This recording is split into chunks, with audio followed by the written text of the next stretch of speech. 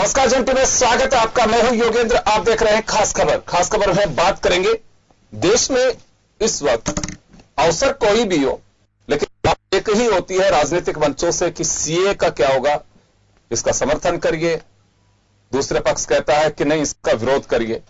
इससे देश की संप्रभुता, देश की निरपेक्षता, उसको खतरा है। एक पक्ष कहता है कि अगर ये लागू नहीं होगा तो देश की सामाजिक संस्कृति छिन्न भिन्न होगी। आम जनता जानना चाहती है वास्तव में होना क्या चाहिए, हो नहीं हो, देश में कानून बन गया है, क्या इसकी खिलाफत की जा सकती है।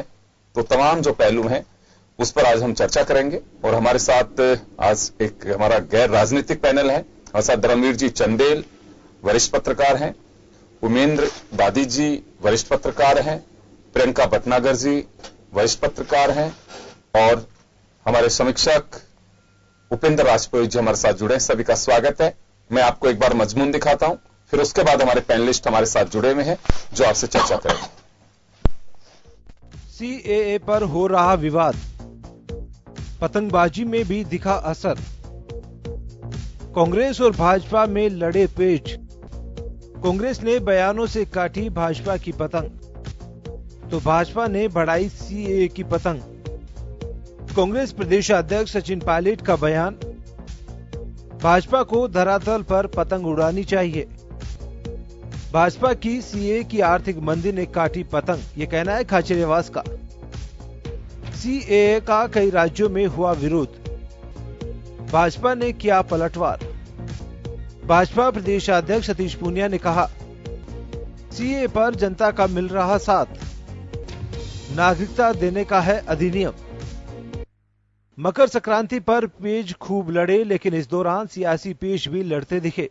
दरअसल कांग्रेस और भाजपा ने मकर संक्रांति का त्यौहार कार्यकर्ताओं के साथ मनाया।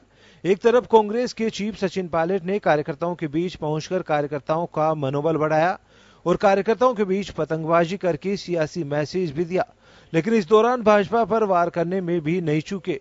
पायलट ने भाजपा के सीए, जेएनयू और महंगाई के मुद्दे पर भाजपा की पतंग काटी। प्रताप सिंह खाचरियावास ने तो सीधे तौर पर कहा कि भाजपा की सीए की पतंग आर्थिक मंदी ने काट दी है। लेकिन जो भी मुद्दे हैं वो हवा में उड़ाने के बजाय धरातल पर अगर जाएंगे तो उसका एक अच्छा रिस्पांस किसी भी दल को मिल सकता है। और हम लोग ये चाहते हैं कि जो भी मुद्दे हैं उस पर चर्चा हो और जो लोगों की जन भावना है उसके अनुरूप काम होना चाहिए। आज पूरे देश में असंतोष है, कैंपसेस में, कॉलेजेस में, यूनिवर्सिटीज के अंदर पुलिस जा रही है, लोगों को मारा जा रहा है। इस प्रकार की हिंसा का वातावरण मैं समझता हूँ किसी भी एक लोकतांत्रिक देश के लिए अच्छी बात नहीं है। कांग्रेस ने सीएए पर भाजपा की पतंग काटी, तो उधर भाजपा ने अपनी पतंग को और हवा दी। सीएए के आसमान में इटलाती पतंग को जनता का समर्थन भी बताया और सीधे तौर पर कांग्रेस पर आड़े हाथों हमला करते हुए कहा कि सीएए नागरिकता लेने का बिल नहीं बल्कि नागरिकता देने का बिल है। लेकिन कांग्रेस पर जनता को गुमराह करने का आरोप भी लगाया और आसमान में लड़ते बयानों के बीच में भाजपा ने भी कांग्रेस की पतंग को काट कर जवाब दिया। कांग्रेस के पेज तो कटते हुए दिख रहे हैं, क्योंकि 90 के दशक के बाद वैचारिक रूप से उनकी गिरावट शुरू हुई और उसके बाद 14 में मोदी जी के आगमन के बाद वैचारिक रूप से मुझे लगता है देश के नक्शे ने उनको नकार दिया है। तो लेकिन आज खासतौर पर छोटी काशी, गुलाबी नगरी और जो रंगों की उत्सव की नगरी है, उस नगरी में आज पतंगों की बहार है। हम लोगों ने एक विशेष संदेश के जरिए देश और दुनिया में नागरिकता संशोधन कानून की चर्चा है। सीए पर विवाद और बयान जारी है, लेकिन इस बीच पतंगबाजी पर चढ़ा सीए का सियासी रंग अब सभी की जुबान पर भी है। ब्यूरो रिपोर्ट, जन टीवी न्यूज। तो चले, आपने मजमून देखा और हम चर्चा शुरू करेंगे कि सीए को लेकर के किस तरह की राजनीतिक द्वंद्वता सामने आ रही है। प्रियंका जी, आपके पास आना चाहूंगा मैं। सीए काफी कुछ मुझे लगता है कि छप चुका, देख चुके, विरोध, समर्थन, सब कुछ। और बात चाहे मकर संक्रांति की हो चाहे दूसरे अवसर हो, बस एक ही बात होती है कि सीए की हम पतंग उड़ा लेंगे, सीए की पतंग काट देंगे, ये सब कुछ चल रहा है। देश में मुद्दे सिर्फ यही बचा है कि इसके अलावा कुछ और मुद्दे जिसपे भी अब सियासी दलों को चर्चा करनी चाहिए। जी बिल्कुल, जब हम एनआरसी और सीएए दोनों की बात करते हैं तो पहली बात यही सामने आती है कि इस वक्त जिस तरीके के देश में हालात बन रहे हैं, जो हमारे देश की आर्थिक स्थिति है, जिस तरीके से जीडीपी डाउन जा रहा है और जो भी और यहाँ पे बेरोजगारी का मुद्दा है और भी सारे मुद्दे हैं, तो क्या यही एक मुद्दा रह गया था सरकार के पास में जिसे कि अभी लागू करना जरूरी बन रहा था? और अगर ये मुद्दा इतना ही जरूरी था तो क्या सरकार ने इसके ऊपर पूरी स्टडी करी अपनी? क्या सरकार ने इसके हर पहलू को देखा? क्या इसके ऊपर पूर्ण तरीके से पूरी तरीके से जो सरकार थी वो इसके ऊपर निष्पक्ष रूप से इसको पारित कर सकती थी कि हाँ, ये हम लोग जब पारित कर रहे हैं बिल, इससे किसी भी आमजन को परेशानी नहीं होगी? क्या उन्होंने इसमें हर प्रकार के संशोधन कर दिए? इन सब के ऊपर चर्चा करने के बाद में क्या सरकार इसको लेकर आई है, ये अभी तक किसी को भी समझ में नहीं आ रहा है। इसी वजह से यहाँ पे तनाव हो रहा है। आए दिन हम देखते हैं कि हिंदू मुस्लिम्स दो ग्रुप्स में झगड़े हो रहे हैं। मुस्लिम्स को ये लग रहा है कि ये हमारे खिलाफ है, इससे हमें काफी सारी परेशानियां हो सकती है, हम हिंदुस्तान में नहीं रह पाएंगे, हमें देश छोड़ना पड़ेगा। हिंदुओं में ये लगता है कि नहीं, अब इसमें जो अलग अलग ग्रुप्स बनाए गए हैं, जैसे जैन है, बुद्धिज्म है, उन लोगों को ये लगता है कि नहीं, हमारी भी नागरिकता चली जाएगी या हम भी यहाँ पे नहीं रह पाएंगे। सरकार ने इस प्रकार का एक कंक्लूजन नहीं दिया है जनता के बीच में कि वो क्या फैसला ले, ये सही है या गलत है। तो सरकार को ये सारी चीजें सोच समझ के इस कानून को लेकर आना चाहिए था कि क्या ये कानून आने के बाद में हमारी जितनी भी आर्थिक स्थिति है या इन सब के ऊपर उसका क्या असर होगा। चलिए, मैं लौटूंगा आपके पास में, उमेंद्र जी के पास में जाना चाहूंगा। उमेंद्र जी, प्रियंका जी को आपने सुना भी कि कई इसमें संशोधन जो रखे गए थे उसको खारिज किया सरकार ने, और अक्सर से जो बनाया हुआ था अपना एक मजमून या एजेंडा, उसे यूं क्यों पारित कर दिया गया ना। ये देखा गया कि ये विरोध और सब चलते हुए देश में किस तरह की स्थिति बनेगी। इनका इशारा साफ है कि कुछ राज्यों में जिस तरह से तनावपूर्ण माहौल रहा, हिंसक आंदोलन हुए, उससे आम जन को भी काफी परेशानी हुई है। ऑलरेडी विश्व मंदी इस वक्त छाई हुई है, भारत भी उससे छूता नहीं है, हम लोग काफी उसको फेस कर रहे हैं। तो क्या ये दौर ऐसा वक्त सरकार के लिए चुनना बहुत जरूरी था, जिसे टाला जा सकता है? देखिए योगी जी, सरकार के लिए तो ये वक्त वाली कोई बात नहीं है। प्रियंका जी ने जो बात कही है ये उनके निजी विचार हैं और उनको अपनी बात कहने का हक है, लेकिन मैं उनको बताना चाहूंगा कि भारतीय जनता पार्टी की जो एनडीए की सरकार ये अचानक लेके नहीं आई, इनकी चुनावी घोषणा पत्र में था। हम ये नहीं कह सकते इस समय आवश्यकता क्या थी। जब इन्होंने चुनावी घोषणा पत्र में वादा किया, जनता से इस वादे को लेकर चुनाव जीत के आए, तो ये तो लागू होना ही था, इसको लेके आना था। तो ये हम नहीं कह सकते कि ये हालात ये नहीं है। देखिए, इतना बड़ा देश है, एशिया का सबसे बड़ा देश है हमारा भारत, और कई ऐसे मुद्दे आएंगे। ये आंदोलन में अभी सियासत शुरू हुई है। आंदोलन होता है और उसमें कोई बात होती है, आंदोलन का एक समाधान निकलता है, बैठ के बातचीत होती है, ज्ञापन दिए जाते हैं, सब कुछ।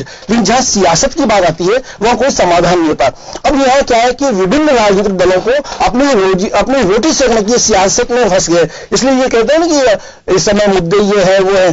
देखिए, मुद्दे तो देश में है, इतना बड़ा देश है, आए दिन कौन कौन नया मुद्दा आएगा। लेकिन ये नहीं कह सकते किसी पार्टी को जो सरकार में है, जो जनता से वोट लेके आई है, उसको अपने चुनावी घोषणा पत्र को लागू करना चाहिए। उनके लिए अनुकूल समय था और उन्होंने जो किया है, ये इसमें नहीं देखा जाता कि सब क्या होगा क्या नहीं होगा।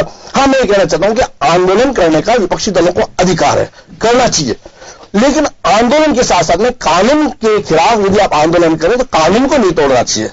कानून यदि हम तोड़ते हैं तो यदि सर्वोच्च न्यायालय ने कहा कि भाई आंदोलन करने का अधिकार है, बिल्कुल ठीक है।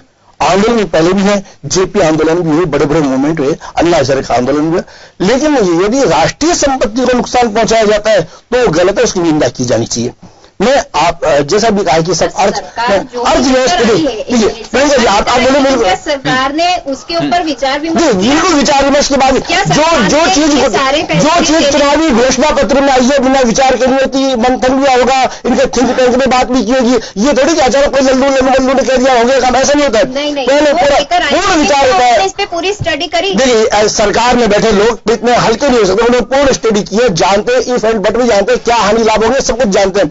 केवल हम कोई परिणाम नहीं। ये लोगों की राजनीतिक रोटियां सेकने की चाल चल रही है और इसमें कुछ दल हैं। बाकी अब सोनिया गांधी जी ने विपक्षी दलों की बैठक बुलाई, कितने दल आए उसमें? आम आदमी पार्टी नहीं आई, बसपा उसमें नहीं आई, यानी विपक्षी दल भी ठीक है लगा हुआ है, लेकिन कई मामलों में लेके यहाँ एक मत नहीं है। नहीं, लेकिन इस मुद्दे पर एक मत नहीं है। जो लोग सोनिया गांधी के साथ उस फ्रंट पे नहीं आए, वो लोग सीए एनआरसी का विरोध जरूर कर रहे हैं। वो ममता बनर्जी ने सबसे पहले इस मामले को उठाया जी, ठीक है। इस आंदोलन की मैं मान सकता हूं कि विरोध वाले आंदोलन की प्रेरणा मैं ममता दीदी को मानता हूं, लेकिन मैं ममता दीदी से बैठक में नहीं आई। इससे बड़ी चिंता की क्या बात होगी? ये तो विपक्षी दल की जो बैठक हुई एक मजाकिया बैठक होगी, ठीक है। उसमें छोटे मोटे दल मिला के नेशनल कांग्रेस से 20 दल थे उसमें, लेकिन उन 20 दलों में आम आदमी पार्टी उनको अपने चुनाव की लगी है, दिल्ली के चुनाव है, वो ऐसा किसी झमेले में नहीं पड़ना चाहते जिससे उनका वोट बैंक बटे, ठीक है। अब बहुजन समाज पार्टी ने कह दिया, उन्होंने एक नया मुद्दा ले लिया कि साहब प्रियंका जी हानि आई एंड युवा हमें से सुननी चाहिए। राजस्थान का दूसरा मुद्दा था कि इन्होंने घालमेल कर लिया हमारे बसपा के। ये तो सब लोग पढ़ चुके हैं। मैं एक बार उपेंद्र राजपुरोहित जी के पास जाना चाहूंगा। उपेंद्र जी, मुद्दे बहुत सारे हो सकते हैं, लेकिन दोनों ही तरफ कांग्रेस भी सिर्फ एक ही बात कहती है कि सीए का विरोध, मार्च लागू नहीं होने देंगे, एनआरसी का विरोध, दूसरी तरफ बीजेपी। तो यानी कि आइडियोलॉजी के नाम पे सिर्फ सीए ही बचा इस देश में। देखिए योगेंद्र जी, बड़ा दुर्भाग्य है कि इस वक्त देश जिस मोड़ पर खड़ा है वहां हमें निश्चित तौर पर देश के भविष्य के लिए कानून बनते आए हैं और आगे भी बनेंगे और इन्होंने भी बनाए, उसका स्वागत है। लेकिन इस वक्त देश जिस मोड़ पे खड़ा है, देश को जिन समस्याओं से रूबरू होना पड़ रहा है, उन पर विचार विमर्श करना चाहिए। सरकार की पहली प्राथमिकता इस वक्त, अभी उमेंद्र जी बोल रहे थे घोषणा पत्र, घोषणा पत्र में बेरोजगारी भी मुद्दा था, भ्रष्टाचार भी था, डेवलपमेंट भी था। आपने 6 साल में बेरोजगारी आप देखिए 35%, 40% बेरोजगारी बढ़ गई हिंदुस्तान के अंदर, 60% रोजगार कम हो गए। आप उस पर ध्यान नहीं दे रहे। युवा भटक रहा है, देश का नागरिक चिंता में डूब गया है ना, तो उन पर आप ध्यान नहीं दे रहे। वो भी तो आपके घोषणा पत्र में थे। मुझे बड़ा आश्चर्य हो रहा है कि सरकार के पास जो समस्याओं को लेकर के जो मुद्दे थे उनको न लेकर के इस वक्त, अभी उमेंद्र जी कह रहे थे बिल्कुल चिंतन, भटनागर जी की बात का उन्होंने जवाब दिया कि बिल्कुल चिंतन करके सीए को लागू किया गया है। मुझे लगता है इस पर चिंतन ये किया गया कि आने वाले चुनाव में हम इसका किस प्रकार से बेनिफिट उठा सकते हैं। देखिए, आपको लागू करना था तो कानून बहुत सारे लागू होते हैं। मैं एक बात जानना चाहता हूं, राजनीतिक दल को भजन करने के लिए नहीं है, कोई हनुमान चालीसा करने के लिए नहीं है, वो हनुमान चालीसा भी करिए, कुरान भी पढ़िए, राजनीतिक दल है वो लातो नहीं। उपेंद्र जी, मैं उपेंद्र जी एक बात जानना चाहता हूं। देखिए, राजनीतिक दल, इसमें कोई डाउट नहीं है कि वोट की राजनीति करते हैं, वोट को ख्याल भी रखते हैं। कोई भी कहे कि साहब हमारा एजेंडा या हमारी प्राथमिकता वोट या सरकार बनाना, सबका वही होता है और इसमें कोई गलत भी नहीं। पता नहीं क्यों इस बात के लिए वो कहते हैं कि अभी मैं कहूं साहब मेरी प्राथमिकता खबर लिखना नहीं है। भाई आए क्यों है फिर इस लाइन में? खबर ही लिखनी है हमारे को। अपने कोई अगर है समाज में जो कुछ हम दे सकते हैं दर्शकों तक, वो देनी चाहिए। तो राजनीतिक दल ये बात सब कहते हैं कि सरकार बनाना हमारी प्राथमिकता नहीं है। फिर प्राथमिकता क्या है? एजेंडा ही राजनीतिक दलों का सरकार बनाना है। एन केन प्रकेन कुछ भी हो, सरकार बनानी है। उनका एजेंडा, मुद्दा, अगर कहीं पे जाते हैं, बैठक करते हैं, एक ही होता है कि कल आने वाले चुनाव में ये मेरे लिए कितने सहयोगी बनेंगे। यह बात एक मैं कहना चाहूंगा कि सीएए पे आने वाले चुनाव में इसे बुनाया जा सके या फिर सरकार वोट ले सके, ये कैसे? क्योंकि अगर बीजेपी के एजेंडे में होता तो सीए महाराष्ट्र और झारखंड 2 इलेक्शन के अंदर तो इसका रिजल्ट देख चुके हैं। तो ये कैसे कहा जा सकता है कि केवल एक ही एजेंडा था कि सरकार इसका बेनिफिट ले सके कमिंग इलेक्शन? इन्होंने चूंकि महाराष्ट्र और झारखंड के चुनाव से पहले इसको लागू कर दिया था, हाँ। तो इनको बेनिफिट मिला नहीं और अब इनके लिए स्थिति ये हो गई है कि इस मुद्दे को छोड़े तो बहुत बड़ी इनकी एक पॉलिटिकल, मैं डिफीट कहूंगा इसको, और कंटिन्यू रखें तो वो भी इनसे रखा नहीं जा पा रहा। मंथन अब ये उस वक्त मैं दोहरा मंथन हो रहा है। उमेंद्र जी के अकॉर्डिंग पहले मंथन ये हुआ था कि हम इस कानून को चुपचाप लागू कर देंगे तो इसका हमें कोई बेनिफिट मिलेगा नहीं, और यदि हम इसको प्रोत्साहित करेंगे तो निश्चित तौर पर बेनिफिट मिलेगा। क्योंकि चुनाव में बेनिफिट मिला नहीं तो अब ये वो अड्डी हो गई जो न तो निकली जा रही है न बाहर निकाली जा रही है। तो ये बड़ी दुविधापूर्ण स्थिति इनके लिए भी हो गई है इस प्रकार। इसलिए हमारा देश का गृह मंत्री बयान देता है हम 1 इंच भी कदम पीछे नहीं हटाएंगे। अरे 1 इंच थोड़ी होता है कदम, तो फिर पूरा 2 फीट होता है। 1 इंच तो चींटी या जो छोटे होते हैं वो चलता है। आप तो पूरे देश को चला रहे हैं, विश्व के एक बड़े लोकतंत्र के देश के आप नायक हैं। आप इस प्रकार की बातें कर रहे हो 1 इंच 2 इंच की, आपको शोभा नहीं देती। कहा तो आप 56 इंच का सीना लिए घूमते थे और कहा आप देश के विकास को बिल्कुल रोक चुके हैं, बेरोजगारी बढ़ चुकी है। मुद्दा ये है योगेंद्र जी कि वोट बैंक होना चाहिए, राजनीति बिना वोट बैंक के नहीं चलेगी। लेकिन वोट बैंक बढ़ाने के लिए क्या यही एक मुद्दा रह गया था?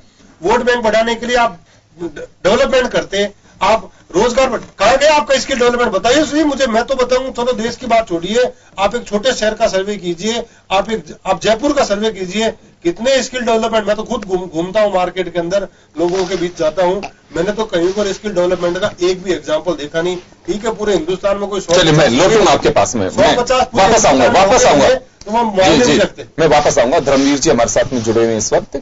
धर्मवीर जी, क्या माना जाए इससे, क्योंकि ये एक ऐसा मुद्दा बन गया है कि हमारी यूनियन गवर्नमेंट है, यूनियन सिस्टम है हमारे यहाँ पे। अगर हमारा ये यूनियन फेडरल सिस्टम अगर इस तरह से छिन भिन्न होने लगा, क्योंकि चिंता यहां पे भी आती है कि देखिए गवर्नमेंट कानून बनाती है, अब वो किस स्थिति में कैसे क्यों बनती है, क्योंकि अगर बड़ा कोई भी मेजर बदलाव या कानून आता है तो विरोध वर्षों से चलते देखे मैंने। लेकिन पहली बार ये भी देख रहा हूं कि केरल सरकार केंद्र सरकार के डिसीजन को चुनौती दे रही है, बाकायदा सरकार चुनौती दे रही है, शायद ऐसा पहले कभी नहीं हुआ। तो ये जो स्थिति हमारा अगर संवैधानिक ढांचा और संघीय ढांचा अगर इस तरह से स्थितियों में आने लगेगा तो बड़ा चिंता का विषय है। देखिए, एक तो जो नागरिक संशोधन अधिनियम बनाया गया, इसमें जो संशोधन हुआ है, इससे पूरे देश में एक अंधेरा का सा माहौल है, घटाटोप अंधेरा है। ना तो सरकार समझा पा रही है कि इससे क्या नुकसान और क्या फायदे हैं, किस प्रकार नुकसान का हमें खामियाजा भुगतना पड़ेगा, और ना ही विपक्षी दल इसको बता पा रहे हैं कि आपको इससे नुकसान हो सकता है। अभी तो एक्शन का रिएक्शन हो रहा है, बस केवल मुझे लगता है कि मोटे रूप से लोग राजनीतिक रोटियां सेक रहे हैं। जहां तक मैंने इसका अध्ययन किया है, इसमें 3 मुल्कों के लोग जो अल्पसंख्यक है वो इस देश में आ सकते हैं, बशर्ते वो वहां अल्पसंख्यक हो। हिंदुस्तान में किसी भी जाति धर्म का व्यक्ति है, उसकी नागरिकता पर इसमें लेस मात्र भी परिवर्तन नहीं आएगा। उसको ना चिंतित होने की आवश्यकता है, ना परेशान होने की आवश्यकता है, ना ही दस्तावेज रखने की आवश्यकता है, क्योंकि वो संशोधन ये कहता है कि जिन 3 मुल्कों में जो लोग अल्पसंख्यक के रूप में निवास कर रहे हैं, वहां पर उनकी दयनीय स्थिति है, वहां प्रताड़ित किए जा रहे हैं। हम आए दिन देखते हैं, उन लोगों को संबल प्रदान करने के लिए, उन लोगों को नारकीय जीवन से निकालकर एक सुखमय जीवन प्रदान करने के लिए हम यहां पर उनको नागरिकता देने जा रहे हैं। अब सवाल उठता है, क्या आप और धर्मों के लोगों को दे रहे हो तो अल्पसंख्यकों को क्यों नहीं दे रहे हो, मुसलमानों को उसमें शामिल क्यों नहीं किया? तो इसमें सरकार का तर्क यह है कि जो तीनों देश हैं वहां पर राजधर्म मुस्लिम है, राजधर्म इस्लाम है। तो राजधर्म इस्लाम है तो जो और धर्म के लोग हैं, जिसमें ईसाई हैं, पारसी हैं, बौद्ध हैं और दूसरे जो बाकी के 6 धर्म के लोग हैं, वहां वो अल्पसंख्यक है। तो अल्पसंख्यकों पर जो अत्याचार वहां हो रहा है, उस अत्याचार से निजात दिलाने के लिए उनको यहां बुलाया जाएगा। रही बात सरकार के इस कार्य की जिस प्रकार आलोचना की जा रही है, तो मुझे लगता है कि सरकार को भी एक तरीका से प्रचार प्रसार करना चाहिए कि जिस देश में जो लोग रह रहे हैं, हिंदुस्तान के मूल आबादी के लोगों को इससे कहीं कोई परेशानी नहीं होगी, ना उनको चिंता करने की आवश्यकता है। लेकिन मैं फिर कहूंगा कि राजनीतिक रोटियां सेकने के लिए लोगों ने अपने आप को, हम प्रेजेंट हैं, हम जीवित हैं, हम कुछ कर सकते हैं, हम इन बातों के आधार पर एक वायुमंडल क्रिएट कर सकते हैं, इस भावना के आधार पर यह कार्य हो रहा है। और मुझे लगता है कि संसद ने यह पास किया है, तो वहां लोकसभा में पारित हुआ, राज्यसभा में पारित हुआ, प्रेसिडेंट ऑफ इंडिया ने उस पर सिग्नेचर किए हैं, तो निश्चित रूप से बहस के बाद यह पारित हुआ है। तो हम ये कहें कि इस पर चर्चा नहीं हुई, तो मुझे लगता है कि यह कहीं ना कहीं उस विचार को खंडित करता है जो कहता है कि संसद कोई भी कानून बनाती है वो काफी विचार विमर्श, तर्क वितर्क, तथ्यों के आधार पर होता है। मैं एक बात और कहूंगा, डॉक्टर राम मनोहर लोहिया ने एक बार कहा था कि जब सड़क पर, गली में, चौराहे पर लोग आंदोलन करना बंद कर देते हैं ना, तब संसद ऐसी स्थिति में हैरानी हो जाती है। अर्थात संसद कोई भी कानून बना देती है। लेकिन ये ठीक है कि लोकतंत्र में जनता के पास ताकत होती है, जनता फैसले लेती है। लेकिन एक राजनीति विज्ञान के विद्यार्थी के रूप में मैं कहूंगा कि प्रत्यक्ष रूप से तो हिंदुस्तान के आम आवाम को इससे कहीं कोई तकलीफ नहीं है और ना होगी, ये प्रत्यक्ष है। इसमें हिंदुस्तान का जो एक मुद्दा मैं ये जानना चाहता हूं धर्मवीर जी, सवाल ये है कि क्या वास्तव में राजनीतिक दल अब इस मुद्दे से साइड कुछ, क्योंकि देखिए हमारा बजट सत्र आ रहा है, बजट आने वाला 1 फरवरी को, देश में मुद्दे बहुत सारे हैं, जो आए दिन रिपोर्ट्स आ रही हैं सामने, वो देश के लिए अच्छी रिपोर्ट्स नहीं है, चाहे वो हमारे फाइनेंस इकोनॉमिक जो स्ट्रक्चर है उसके लिए हो या फिर बेरोजगारी की बात। तो जो रिपोर्ट्स आ रही हैं और ये आंदोलन है, ये हमारे पर्यटन सीजन के ऊपर भी बहुत बड़ा एक दाग लग करके रहा कि विदेशी टूरिस्ट जो आने वाले थे, बाकायदा अमेरिका जिसको हम एक नया दोस्त के रूप में देखते हैं, वहां भी एक एडवाइजरी जारी हुई कि हिंदुस्तान अगर आप जा रहे हैं तो थोड़ा ख्याल रखें या बच सकते हैं तो बचिए। कई मुल्कों ने ऐसी एडवाइजरी जारी की है। देखिए, पर्यटन उद्योग एक बहुत बड़ा उद्योग होता है, तो इस स्थिति के अंदर हमारे लिए एक थोड़ी राहत की बात हो सकती थी, लेकिन उस पर भी असर पड़ा है। तो ये क्या इस मुद्दे से थोड़ा हटना नहीं चाहिए? अभी ऐसा क्या एक प्रेस्टीज, मुझे लग रहा है कि ये मुद्दे से ज्यादा प्रेस्टीज इश्यू हो गया है ये। बिल्कुल आप दुरुस्त फरमा रहे हैं कि सरकार को भी इस कानून को बनाने के बाद एक प्रचार माध्यम को मजबूत करके बताना चाहिए जनता को कि इसमें जो हिंदुस्तान का नागरिक है उसे कहीं कोई परेशानी नहीं है। दूसरा, जिस प्रकार जीडीपी का अभी हम देखते हैं जो गिरावट आई है वो सबको चिंतित करती है। हमारी मुद्रास्फीति करीब 13% वृद्धि हुई है, तो ऐसे में कहा जा सकता है कि कहीं ना कहीं ये आम नागरिक के जेब पर भार है। ये सही है कि आर्थिक मंदी से पूरी दुनिया व्याकुल है, परेशान है। 2008 में भी विश्वव्यापी मंदी आई थी, अमेरिका जैसे पूंजीवादी देश ने घुटने टेक दिए थे, उस समय हिंदुस्तान मजबूती से खड़ा था। लेकिन आज हम देखते हैं कहीं ना कहीं विचलन करने वाला माहौल है। जिस प्रकार से हम देखते हैं अव्यवस्थाओं मान लीजिए या सरकार की नीतियां मान लीजिए, कहीं ना कहीं इस पर सोचने की आवश्यकता है, सरकार को इस पर फोकस करना चाहिए। और दूसरी बात रही विपक्षी दलों की, तो उनका धर्म है कि उनको आलोचना करनी चाहिए, लेकिन मैं फिर यह जोर देकर कहूंगा कि आलोचना के लिए आलोचना ठीक नहीं है। यदि आपको लगता है कि आलोचना करके ही हम लक्ष्य को प्राप्त कर लेंगे तो ठीक नहीं है। यदि जहां आलोचना की आवश्यकता हो वहां आलोचना होनी चाहिए। लेकिन जिस प्रकार हम देखते हैं कि प्रत्यक्ष रूप से मुझे कहीं इस कानून में ऐसा नजर नहीं आता है कि व्यक्ति के साथ दोयम दर्जे का डिस्क्रिमिनेशन किया जा रहा है। वो तो एक राहत देने वाला कानून है। यदि हम देखेंगे तो उससे उन लोगों की पीड़ा दूर होगी जो बरसों से सताए हुए हैं। जी, चलिए हम चर्चा जारी रखेंगे और यहां एक छोटे से ब्रेक के लिए रुक रहे हैं। ब्रेक के बाद हम वापस लौटें।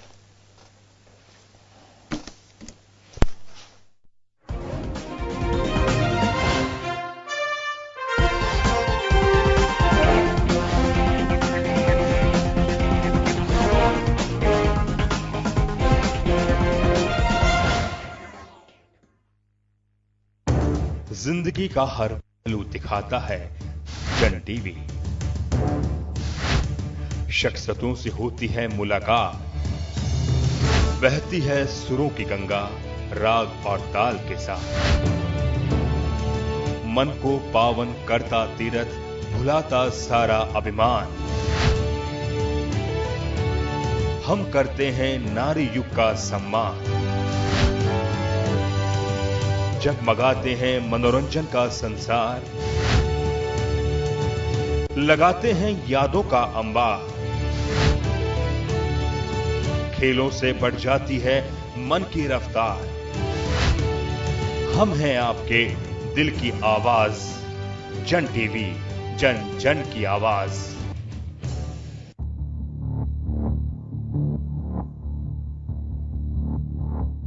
खबर जो कभी बताती है सच तो कभी कराती है एहसास। खबर जो है कुछ खास। खबर ही तो है जो कभी बनती है राजनीति से तो कभी व्यापार से, कभी आती है खेल से तो कभी मनोरंजन से, कभी खुशी से तो कभी गम से। हाँ, खबर ही तो है। खबर थमती नहीं और ना ही थमेंगे हम, क्योंकि हम हैं जन टीवी, जन जन की आवाज।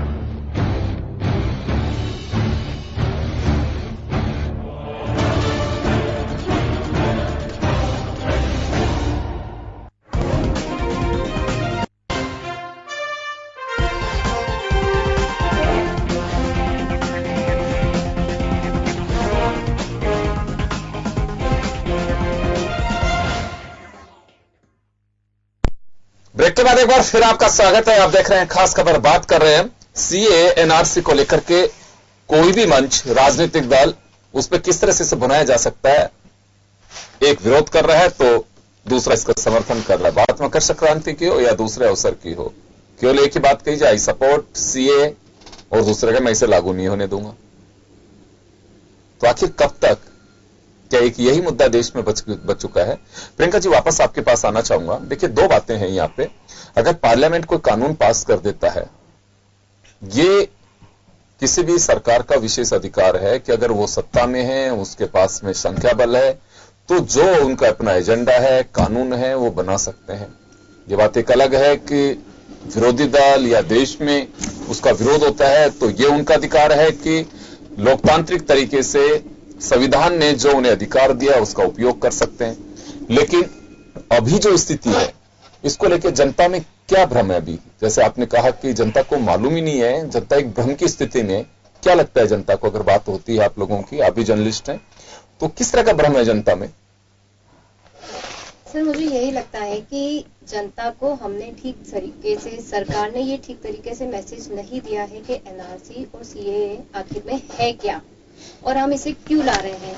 अगर आपने जनता के बीच में जाके या जनता से जुड़ के उनको इस मुद्दे पे समझाया होता, उनसे इस मुद्दे पे बात की होती, या जब आपने इस कानून को बनाया था तब आपने इस कानून के बारे में अच्छी तरीके से उन्हें समझाया होता कि इसके कानून को लागू करने के बाद में आपको ये फायदा होगा, इससे आपको किसी भी प्रकार का नुकसान नहीं होगा, या अगर ये इस तरीके से हम किसी को नागरिकता देते हैं तो उसमें आपकी नागरिकता नहीं छीनी जाएगी, या व्हाटएवर जितने भी भ्रम आज जनता के दिमाग में, जितनी भी चीजें चल रही है, हर कैटेगरी, हर वर्ग के बीच में एक मन में एक शंका है कि हमारा क्या होगा, हमारा क्या होगा। तो अगर सरकार ने उन्हें ये बात ठीक तरीके से समझाई होती, उन तक पहुंचाई होती, तो आज शायद वो माहौल नहीं होता देश का जो आज हमें देखने को मिल रहा है। तो कहीं ना कहीं ये लगता है कि सरकार के स्तर पर ये कोशिश नहीं की गई, लेकिन लगातार तो यही कहा जा रहा है कि कैंप चला रही है बीजेपी भी, अपने पार्टी के स्तर पे भी, सरकार के स्तर पे भी उनके मिनिस्टर्स जा रहे हैं, 250 सभाएं, 500 नुक्कड़ सभाएं हैं, उनके 200 से ज्यादा नेता पूरे देश भर में जाकर के समझा रहे हैं कि इसका ये हर मंत्री को जाने की जिम्मेदारी दी गई। यहां तक कि अगर कोई सभा होती है तो प्रधानमंत्री उसमें बात करते हैं जनता से सीधा संवाद तो नहीं कहूंगा मैं, अपनी एक बात कहते हैं वहां जाके प्रधानमंत्री बात करते हैं, गृह मंत्री अभी जैसे जोधपुर आके गए बात करते हैं। सर, वो बात करते हैं एक भीड़ के साथ में। क्या वो जानते हैं कि उस भीड़ के तबके में कितने लोग उस चीज को समझ रहे हैं और कितने लोग उस चीज को सुन रहे हैं और कितने लोग उस चीज को लागू करने के लिए आपके साथ में है? आपने कहा अमित शाह जी यहाँ पर आए, उन्होंने कहा आप सब अपना मोबाइल निकालिए, इस नंबर पे मैसेज कीजिए, आप हमारे साथ हैं, आपका समर्थन हमें मिल गया। क्या उन लोगों को ये पता है जिन लोगों ने मोबाइल निकाल के नंबर दबाया है कि उन्होंने किस चीज के लिए नंबर दबाया है? क्या आपने ये चीज उनको समझाई वहां जाके कि इससे आपको कोई नुकसान नहीं? आपने कह दिया हाँ साहब, अब उन लोगों ने सबने आपको समर्थन दे दिया। रोज हम न्यूज चैनलों में पढ़ रहे हैं, इतने लोगों का हमारे पास समर्थन आ गया, इतने लोग हमारे साथ है। तो फिर ये जो देश में जो माहौल बन रहा है, जहां आंदोलन हो रहे हैं, रैलियां निकाली जा रही है, नारेबाजी हो रही है, बसें फूकी जा रही है, ये सब कहाँ हो रहा है? क्या या तो फिर ये कह दीजिए कि मीडिया का एक एजेंडा है कि मीडिया जाके उसको कवर करके आपको दिखा रही है, या तो आप बिल्कुल ही आंखें बंद कर लीजिए कि नहीं, ये सब चीजें एनआरसी और सीएए की वजह से नहीं हो रही है, देश में बेकार ही दंगे प्रसाद हो रहे हैं। ये तो हम नहीं कह सकते ना सर। तो चलिए, कुल मिलाकर के लोगों को अभी इस बात के लिए एजुकेट करना बहुत जरूरी है, उन्हें समझाना बहुत जरूरी है। मैं उपेंद्र जी आपके पास आना चाहूंगा। देश में ये घटना एक पहले अपनी तरह की कही जा सकती है जब केरल राज्य ने इस फैसले को चुनौती दी हो, और बात चुनौती की यह है कि एक सिस्टम जब हमारे यहां चल पड़ता है, अभी अशोक गहलोत साहब ने भी कहा, ममता बनर्जी भी कह चुके हैं, और भी कई राज्यों में कह चुके हैं कि हम इसे लागू नहीं करेंगे। फिर हमारे यहाँ सिस्टम क्या होगा? यूनियन गवर्नमेंट है कि अपने अपने प्रदेश अपने अपने देश का रूप लेंगे? नहीं योगेंद्र जी, पहली बात तो अशोक गहलोत जी ने कहा कि धरातल पर इसको लागू करना अव्यवहारिक है। हाँ। और जबकि केरल ने इसको चुनौती दी है और ममता बनर्जी ने चुनौती दी है, दोनों में बहुत फर्क है।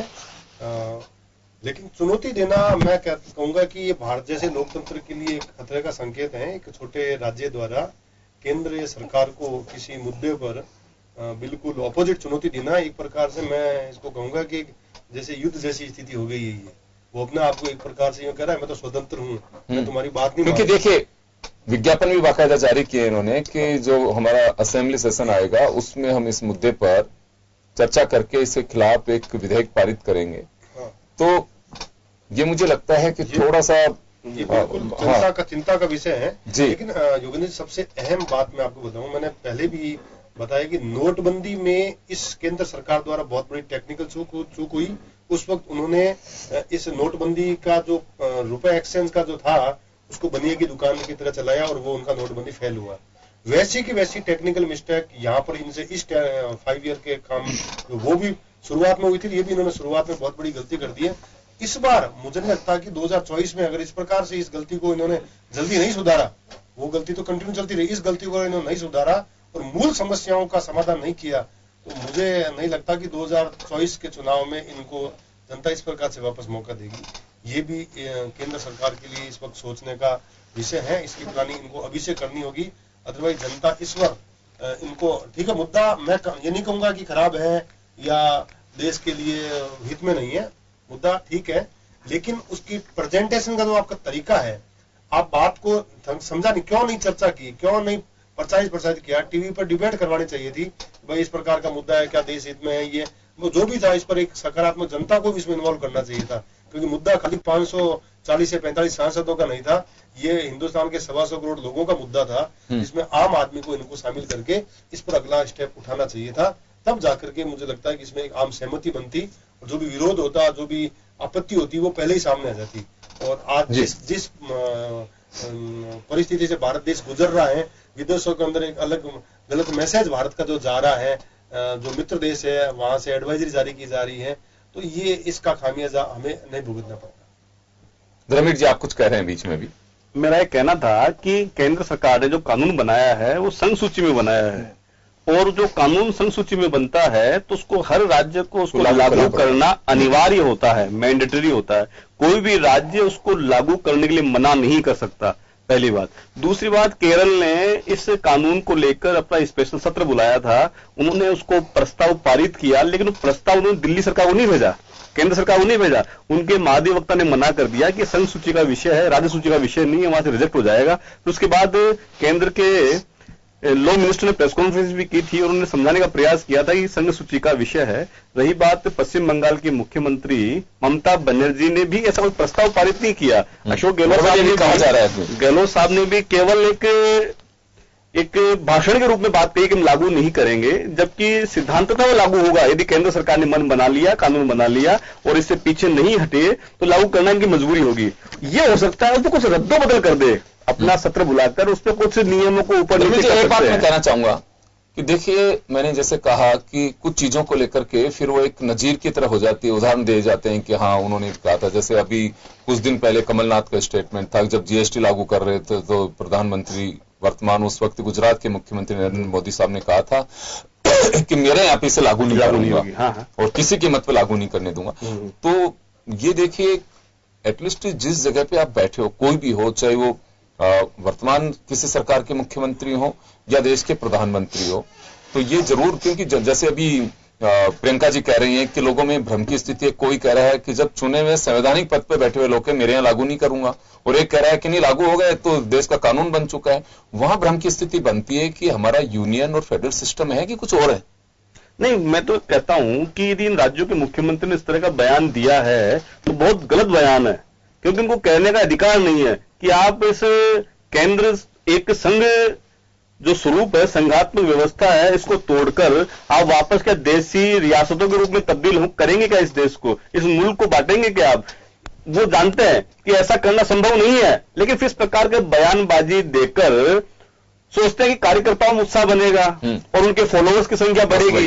लेकिन मेरा ये आपके चैनल के माध्यम से कहना है कि राजनेताओं को देखकर लोग अपना आदर्श मानते हैं, क्योंकि गांधी का मुल्क है, लोगों ने गांधी को देखा है, भरोसा करते हैं, उनकी आवाज पर भरोसा करते हैं, उनके वाक्य पर भरोसा करते हैं। तो लगता है कि आजादी के चंद सालों बाद ही लोगों ने जिस प्रकार की बयानबाजी की है, जिस प्रकार बयान वीर हमारे सामने आए हैं, कुछ भी कह देना, यदि ऐसा ही होता रहा तो लोगों का राजनेताओं से, राजनीति से विश्वास उठ जाएगा। तो मैं कहूंगा कि जो भी कहें थोड़ा समझकर, सोचकर, और ये ध्यान नहीं रखे कि इससे हमारे राजनीतिक नफा नुकसान क्या होगा। भाई हमारा संविधान क्या कहता है उसके अनुसार बात कहनी चाहिए, तभी लोग उसको आदर्श के रूप में कहेंगे, प्लस कहेंगे कि एक आम व्यक्ति में राजनेताओं में क्या अंतर रहेगा। रमेश जी, मैं लौटूंगा आपके पास में, मैं एक बार उमेंद्र दादी साहब के पास में जाना चाहूंगा। उमेंद्र जी, यहां एक बड़ी बात मैं जो देख रहा हूं, अभी सामने तस्वीर भी दिख रही है, पतंगबाजी है, मजे लेने चाहिए, पतंग का एंजॉय करना चाहिए, और जयपुर उसके लिए अपना एक अलग नजरिया भी रखता है और लोगों में जुनून भी उसी तरह से दिखता है। लेकिन देखिए, सबसे रोचक बात जो देख, चाहे बीजेपी हो चाहे कांग्रेस हो, दोनों के प्रदेश मुखियाओं ने पतंग उड़ाई, लेकिन वहां पे भी सियासी तीर छोड़े गए कि ये सब पतंग, आई सपोर्ट सीए।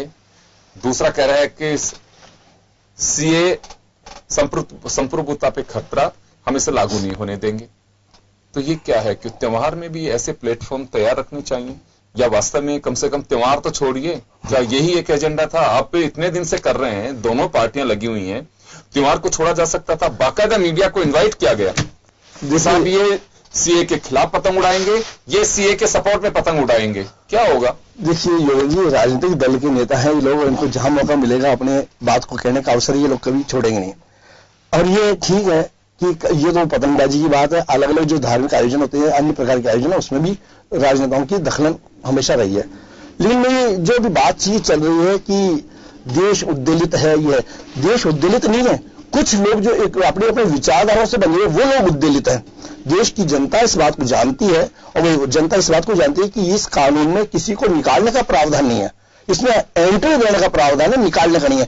ये तो दो बातें यहाँ पे मिस हो रही हैं सर। एक तो सीएए से किसी को भी कोई वो निकलने की ये बात कहते हैं, लेकिन उसी के साथ में एक एनआरसी असम के उदाहरण को देख करके चल रहे हैं, जिसपे धर्मवीर जी आपने बहुत लंबी बहस भी की है। देखिए, या तो सिस्टम में कहीं लेखू ना रहा, वहां भी आज तक पार्टियां और सरकार समझाने में कामयाब नहीं रह पाई कि अगर कहीं को लेकुना रह गया, सिस्टम रह गया। आप ये बताइए कि एक देश के उपराष्ट्रपति बन चुके हैं और वो उनके परिवारों से गए, कहां से गए वो, कि साहब उनका रिकॉर्ड नहीं है तो वो बिल्कुल एनआरसी में शामिल है, उनको बाहर निकाला जाएगा। ये थोड़े से भ्रम की जो स्थिति बनी हुई है ना, आम जनता को इससे तकलीफ है, बाकी राजनीतिक दलों को तकलीफ क्या है वो तो हो जाए। इस मामले को लेके जहां तक मुझे मालूम है, अमित शाह जी का पीएम का एक बयान भी आया है, उन्होंने ये भी कहा है कि देखिए जो चीज है, जो बहुत से देश की ऐसी व्यवस्था है, बहुत से लोग हैं जिनके पास जन्म के प्रमाण पत्र नहीं है, किसी के पास मृत्यु के प्रमाण पत्र नहीं है, बहुत से लोग ऐसे हैं जो बीपीएल की श्रेणी में आते हैं या जो अन्य सुविधा में आते हैं। वो यानी मैं आपको आंकड़े बताना चाहूंगा कि 56% लोग ऐसे थे जो बीपीएल की श्रेणी में आने चाहिए, तो उनको नहीं मिले। ये कागजी कार्रवाई है, और मैं मानता हूं कि जब इस देश की सरकार ने कोई निर्णय कानून बनाने की बात कही है, तो ये जो छोटी मोटी खामियां होगी उनको सरकार सुधारने के लिए भी सोचेगी।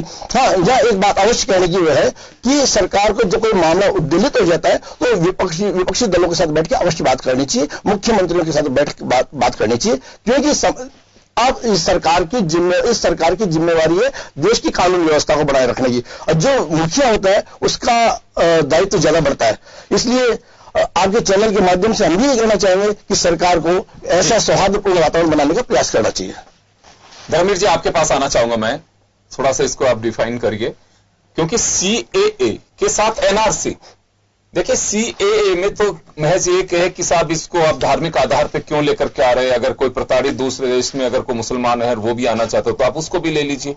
सीए का तो विरोध ये है, एनआरसी को इसमें सीए की आड़ में ज्यादा प्रभावी बनाया जा रहा है, और असम के उदाहरण के साथ में या तो कोई एक वर्ग विशेष में एक भय पैदा किया जा रहा है कि या वो इस बात को लेकर के भयभीत हैं, एक उनमें डर है कि किस तरह की स्थिति असम में हुई है, जबकि सुप्रीम कोर्ट के निर्देश पे है ये, तो इसमें किस राजनीतिक दल का कोई वो नहीं है। लेकिन हमारे देश के गृह मंत्री साहब उसको सॉर्ट आउट करने से ज्यादा तालियां पीट करके ये कहते हैं कि कोई ताकत नहीं है जो एनआरसी को देश में लागू होने से रोक सके।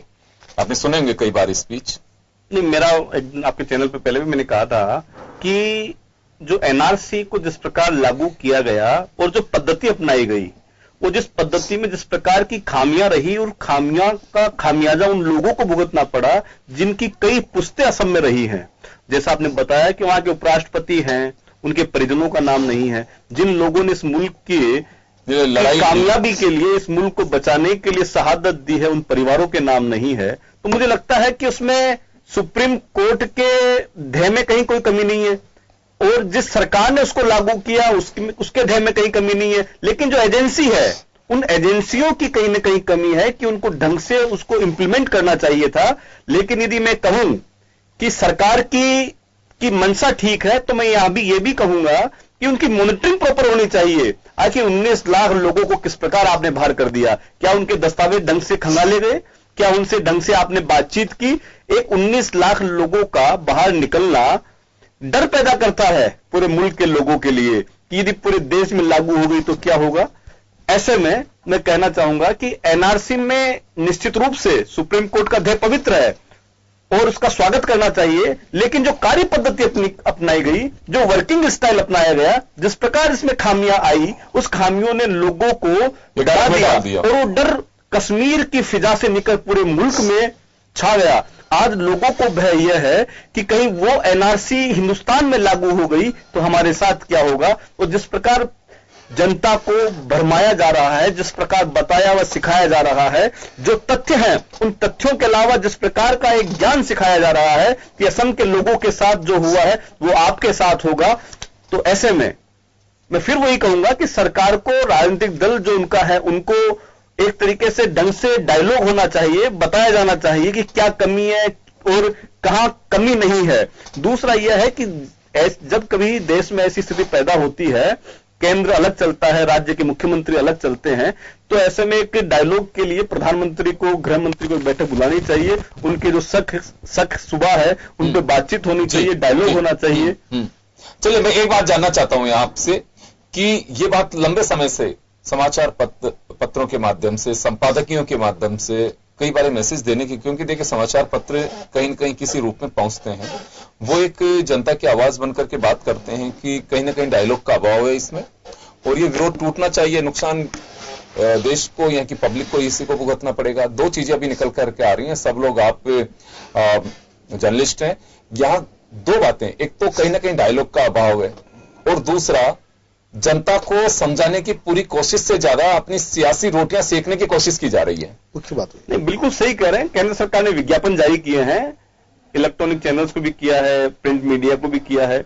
और इनके जो कार्यकर्ता वो भी समझाने का प्रयास कर रहे हैं। तो मुझे लगता है कि कहीं ना कहीं जो लोग उनको भरमाए हुए हैं जी, वो नहीं समझ देना चाहते हैं कि समझ जाएंगे। सीए से ज्यादा लोगों को एनआरसी पे वो लग रहा है। चलिए, सीए में तो बाहर के लोग आ रहे हैं, चले आप उनको नागरिकता दे रहे हैं, उसमें एक ही बात हो सकती है कि साहब इसको आप सांप्रदायिक आधार पे क्यों कर रहे हैं। अगर कोई भी किसी देश को छोड़ करके आ रहा है, ये बात तो तय मानी जानी चाहिए कि कोई भी व्यक्ति अपने घर को छोड़ करके और बेघर होकर के कहीं जाना उसके लिए बहुत सहज नहीं है। अगर आज कोई पाकिस्तान से, अफगानिस्तान से, बांग्लादेश से किसी भी संप्रदाय का कोई व्यक्ति आता है, उसके लिए कोई आते ही तो कोई प्लेटफॉर्म तैयार नहीं है, उसके लिए कोई, मैं तो कहूंगा कि ना उसके लिए यहाँ पे गद्दे रजाई तैयार है, ना रहने के लिए उसके लिए कोई घर है। उसकी परिस्थिति को सोचिए। मैंने बहुत नजदीक से जोधपुर में, बाड़मेर में देखा है लोगों को किस तरह से वो अपना जीवन यापन करते हैं। वहां 2 जून की रोटी का भी उनके पास में होगा, उनका अपना छोटा मोटा घर भी होगा, लेकिन परिवार के साथ जो आते हैं निश्चित रूप से उनके प्रति हमारी हमदर्दी होनी चाहिए। वो पीड़ित होते हैं और अगर कोई भी व्यक्ति छोड़ करके, संघर्ष करके वापस उसे खड़ा होना है, एक नया जीवन शुरू होता है। किसी भी जो शरणार्थी अगर किसी मुल्क में जाता है तो इतना सहज नहीं है। आज कहते हैं कि साहब उदाहरण दे के कितने ही हमारे यहाँ पे पुरुषार्थी समाज के लोग हैं, कितने लोग, साहब वो एक दौर अलग था, आज का दौर अलग है। आज तो जो यहाँ स्टैब्लिश है उसी को संघर्ष करना पड़ रहा है और जो नया है उसके लिए तो और बड़ी मुसीबतें हैं। तो एक जो विपक्षी दलों का जो लगता है, इस बात को लेकर के चर्चा होनी चाहिए। वैसे तो देखिए, कांग्रेस के घोषणा पत्र के बिंदु नंबर 34 पर भी ये है शरणार्थियों वाला जो मुद्दा है। हाँ, क्या है कि हमें यह समझना होगा कि शरणार्थी व घुसपैठिये में हमें अंतर करना होगा। आज लोगों ने अंतर को समाप्त कर दिया है। जो घुसपैठिया है उसको भी शरणार्थी समझा जा रहा है, जबकि शरणार्थी अलग है, घुसपैठिया अलग है। शरणार्थी सम्मान से आता है, सम्मान से सरकार उसको बुलाती है, सम्मान से उसको रखती है, वो शांति से जीवन गुजारना चाहता है, शांति से अपना जीवन चलाना चाहता है, परिवार का जीवन चलाना चाहता है। तो लेकिन जो घुसपैठिया है वो शांति भंग करने के लिए आता है, शांति को कोहराम में बदलने के लिए आता है। तो हमें इस बात को समझना होगा, राजनीतिक दलों को भी समझना होगा कि घुसपैठिया व शरणार्थी उन दोनों को एक मत कीजिए, क्योंकि इस मुल्क की जो आज स्थिति हम जिस रूप में देखते हैं, हम सोने की चिड़िया थे, आज वहां से यात्रा करते हुए हम कहां तक आए हैं, इसमें कहीं ना कहीं जो घुसपैठियां हैं उनका बहुत बड़ा योगदान रहा है। तो इन घुसपैठियों पर रोक लगनी चाहिए, कोई भी पॉलिटिकल पार्टी हो, across the political party of the India. ये नहीं कहेगी हम घुसपैठी के समर्थन में, लेकिन पीछे के दरवाजे से वो कहते हैं घुसपैठी आनी चाहिए, चलने चाहिए। कहीं ना कहीं मुझे लगता है कि जो वोटों की तिजारत इस देश में है वही सबसे बड़ी समस्याओं का कारण है और समस्याओं का जड़ है। जी, इससे बाहर निकलना पड़ेगा। मैं उमेंद्र जी आपके पास आना चाहूंगा। जद्दोजहद जो है इस मुद्दे को लेकर के सीएए से ज्यादा है एनआरसी की। जी हाँ, और लोग सीए को और एनआरसी को मिक्स कर रहे हैं। फिर कभी अमित शाह साहब के जो तेजस्वी भाषण होते हैं तो उनके माध्यम से कहा जाता है कि साहब ये देखिए डराने की कोशिश की जा रही है। यहां भ्रम की स्थिति, एनआरसी और सीए को मिक्स किया जा रहा है, जबकि दोनों अलग हैं। बिल्कुल अलग है। एनआरसी का मकसद है कोई घुसपैठी है तो बाहर जाने चाहिए, और सीए का मतलब है कि शरणार्थी है उनको यहाँ की नागरिकता मिल सके। टाइम पीरियड को थोड़ा शॉर्ट कर दिया उसमें, बस ये अंतर और कुछ भी नहीं है, बाकी मिक्स कर दिया गया अभी से। लेकिन जी, जब भी भारत में कभी पारिवारिक वंश के कागजात संबंधित साक्ष्य प्रस्तुत करने की बात आई है तो कुछ लोगों ने इसको गरीब और अमीर के साथ जोड़ दिया। कुछ लोगों ने तो ये कह दिया कि साहब जो गरीब है वो कागज नहीं बनवा पाता, ये नहीं होता, अमीरों के पास हो जाते हैं, ये कागज बन जाता है। जबकि हमारे देश की सांस्कृतिक व्यवस्था, धार्मिक व्यवस्था ऐसी है कि हर व्यक्ति की वंशावलियां बनी हुई है। तो यहां ये कोई समस्या वाली बात नहीं आएगी। जब यदि कोई व्यक्ति गहनता से जाएगा ना तो उसको हर व्यक्ति पहले वंशावली के काम भी है, और वंशावली हर व्यक्ति की है। आज हर व्यक्ति को मालूम है कि उसकी पीढ़ियां कहां से थी, उसके पास जो कागजात है, उसके कौन कौन जो ग्रामीण परिवेश के लोग उनके पास भी, सबके पास में। तो हम कभी कभी की वोटों की राजनीति में आके मामले को उलझाने की कोशिश में होते हैं। देखिए, इस मामले को लेके अभी कई भ्रांतियां आएगी और लोगों को एक भ्रांति के बाद 100 भ्रांतियां बनाएंगी। बात अब यह है कि केवल जो कानून बन चुका उस या बनने वाला है उसको किस प्रकार से क्रियान्वित किया जाए, उसकी योजना होनी चाहिए। अब अमित शाह जी क्यों नहीं कहेंगे बात की, छाती ठोक के 56 इंच का जो भी वो कहेंगे। देखिए, वो एक पार्टी के, वो देश के गृह मंत्री होने के साथ साथ में एक पार्टी के मुखिया भी है। वो पार्टी के मुखिया होने के नाते कि वो पार्टी की विचारधारा को सामने रख रहे हैं, पार्टी के विचारधारा, मुखिया को ये बात कहने का अधिकार है। गृह मंत्री के नाते वो अलग बात करेंगे और पार्टी के मुखिया के नाते वो अलग बात करेंगे। और इसलिए वो क्या है कि भारतीय जनता पार्टी को मजबूत बनाने के लिए जो इस प्रकार की बात करते हैं तो 56 इंच का सीना वाली बात भी आएगी। कुछ लोग अलग बात, 56 इंच का सीना आपके राष्ट्रीय अध्यक्ष का है, प्रधानमंत्री का, दोनों का भी हो सकता है, दोनों का मिला के 56 में जाए जोड़ लीजिए, 56 में जाए जोड़ लीजिए। 56 हो नहीं सकता। 56 पर वो देश के गृह मंत्री है, देश के गृह मंत्री होने के नाते साथ वो जब सभाओं में जाते हैं तो पार्टी के मुखिया के रूप में जाते हैं। और जो आंतरिक सुने बात सुने, जो जब अभी प्रियंका जी ने कहा कि वो मीटिंगों में गृह मंत्री की बैठक होती है, ऑफिशियल गृह मंत्री की बैठक होती है। गृह मंत्री देखिए, पकड़ा गया, आप देखिए अपना कांग्रेस के लोगों ने, कुछ लोगों ने इसको भी मुद्दा बना दिया कि साहब यदि मुसलमान होता है तो ऐसा होता है, ये होता है, मतलब हर चीज को मुद्दा बनाने की कोशिश करते हैं। कांग्रेस इस समय आप जो बीएसपी की बात करना चाहते हैं, जो कांग्रेस के पास में मुद्दा भी विपक्षी दलों के पास मुद्दा भी लोग देश की जनता को बरगलाने की कोशिश करें, और देश की जनता जान चुकी है, देश की जनता जान चुकी है वो आप विपक्षी दलों को बरगाने मारने वाले लिए कांग्रेस की एक वरिष्ठ नेता ने कहा है, कांग्रेस की एक वरिष्ठ नेता ने जो सांसद है, आप मेरी बात कर देखिए, मैं एक बात पूछना चाहता हूँ, मैं भटका नहीं रहा, मैं केवल एक बात जानना चाहता हूँ अभी इस चैनल के माध्यम से, क्या विपक्षी दल ये कह सकते हैं कि यदि कहां पे खा यदि ये गलती से या कैसे भी है हमें सरकार में आने का मौका मिला तो हम सब कानून खड़ा देंगे? हिम्मत भी नहीं है, ये कह भी नहीं सकते, कन्या ने निकाल दो, जनता को भ्रामक भी बना रहे हो। कांग्रेस तो खुद आज कांग्रेस की आने जो आंदोलन में गए, मैं मानता हूँ कि 20 साल तक सरकार में आने की स्थिति में नहीं है। जो बात का जवाब दीजिए, आपके देश के गृह मंत्री की नाक के नीचे जम्मू कश्मीर में डीएसपी लेवल का एक अधिकारी, मैं हिंदू मुस्लिम की बात नहीं कर रहा, हिंदू मुस्लिम आपने बोला, कांग्रेस के एक बड़े नेता ने ये बात कही है, देश की जनता को बरगलाने की कोशिश की। यदि ये ऐसा होता, यदि ये नहीं होता, शर्म आनी चाहिए कांग्रेस के नेता को इस प्रकार की बातें कहते हैं। कांग्रेस को माफी मांगनी चाहिए और कांग्रेस के नेता ये राहुल गांधी से आप तो मेरे प्रश्न का जवाब दे दीजिए। ये लीजिए, मैंने माफी मांगी, उन्होंने कहा है तो गलत कहा है। आप तो मेरे प्रश्न का जवाब दे दीजिए कि देश के गृह मंत्री के नाक के नीचे जम्मू कश्मीर इतना संवेदनशील क्षेत्र है, वहां एक डीएसपी रैंक का अधिकारी आपके साथ पकड़ा गया, ये क्या है? मुझे तो सुनिए मेरा पूरा क्वेश्चन। इतना बड़ा देश है, 10-20 लोग खराब भी हो सकते हैं, इसका मतलब थोड़ी ये पुलिस व्यवस्था बिगड़ गई, ऐसा नहीं है। जहां बड़ा खुंदा होगा, जहाँ बड़ा देश होगा, जम्मू कश्मीर में देखिए ऐसा है कि मान लो 10-5 लोग खराब भी होते हैं, इसके लिए हमें जम्मू कश्मीर की पुलिस पर और हमें या सेना पर गर्व करना चाहिए। प्रियंका जी कुछ करिए।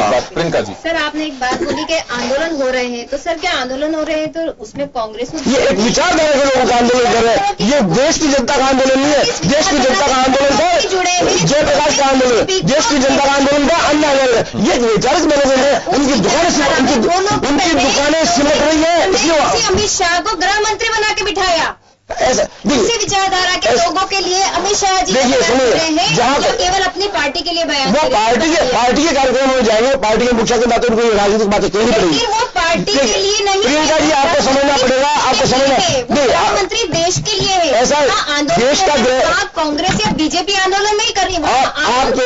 आप या तो विषय से भटक रही है या विषय को भटकाने की कोशिश में है। कोई विषय से बिल्कुल भटकने की बात है। गृह मंत्री अमित शाह इस समय 2 पदों पर है, भारतीय जनता पार्टी के राष्ट्रीय अध्यक्ष भी है और देश के गृह मंत्री भी है। नेताओं की कमी आ गई है अमित शाह। जो देश तो बीजेपी का होता है ना कांग्रेस का होता है। ऐसा है, वो एक आम हर व्यक्ति की अपनी एक विचारधारा होती है। जिस व्यक्ति विचारहीन होता है व्यक्ति पशु होता है। कोई व्यक्ति कह सकते हैं विचारहीन वाली बात नहीं है, विचारहीन है। हम वोट देने जाते हैं, क्या आप मंजूरी जाते क्या देखते हैं कि चलो मैं माफी चाहूंगा, समय कम है हमारे पास में, मैं रोकना चाहूंगा। और कुल लबोलुआब यह है कि CAA और NRC जो हमारे जर्नलिस्ट साथी बैठे हैं उनसे जो निकल करके बात आई है सामने, कहीं न कहीं अभी कंफ्यूजन है, इसे दूर करना चाहिए। और भ्रम की स्थिति में अगर ये सब कुछ ऐसा ही चलता रहा तो मुझे लगता है कि सिर्फ ये सियासी रोटियां सिकती रहेंगी और देश में इसी तरह से जो हालात हैं वो बनते रहेंगे, बिगड़ते रहेंगे। लेकिन अभी जो सामने बात आ रही है, जो कहा जा रहा है कि जनता के बीच से जो चर्चा आती है कि क्या यही वक्त था, इसमें ध्यान भटकाने की कोशिश की जा रही है। सरकार को भी चाहिए कि ध्यान भटकाने की नहीं, हमारा एजेंडा है और हम इस तरह से लेकर के आए हैं, क्या उचित समय लेकर के आए। तो बहुत सारे ऐसे सवाल हैं जिनके बहुत सहज नहीं, इतनी जल्दी इनके उत्तर मिलना बहुत मुश्किल है। हालांकि यूं चाहें तो 2 बातों के अंदर जैसे हमने कहा कि NRC और CAA का मतलब क्या है और ये इसके सीधे जवाब है। लेकिन जनता में अभी भ्रम की स्थिति है, चाहे राजनीतिक दलों की तरफ से पैदा की गई हो या फिर कोई दूसरा कारण हो, लेकिन ये भ्रम जरूर है अभी इसमें। तो बहुत बहुत शुक्रिया आप सभी का। खास खबर में इतना ही, दीजिए इजाजत, नमस्कार।